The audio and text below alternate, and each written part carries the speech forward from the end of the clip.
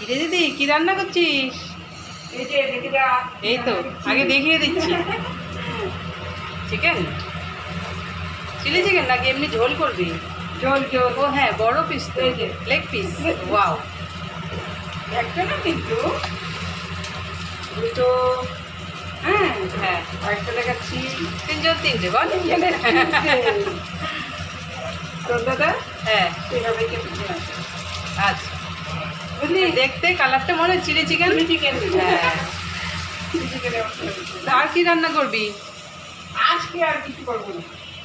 হ্যাঁ বুঝলি? হ্যাঁ, আজকে মাংসের ঝোল। না আমাদের ঘরে তো চিকেন হলে কেউ অন্য কিছু খেতেও চায় না। না না আমি বলছি ডাক্তার বলছি না, তোর দাদা বলছি না ডাল লাগবে না। ভাত হয়ে গেছে কি? হ্যাঁ ভাত হয়েছে। আচ্ছা, এই যে ভাত হয়ে গেছে। ও হ্যাঁ, ভাত রান্না হয়ে গেছে। ভাত রান্না।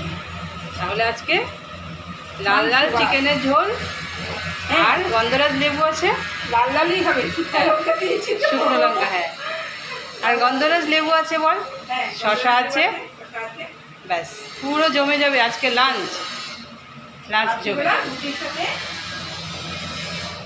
হ্যাঁ রুটির একবার সাথে, খাবো। হ্যাঁ টেস্টি হবে চিকেনটা। টেস্টি হবে? হ্যাঁ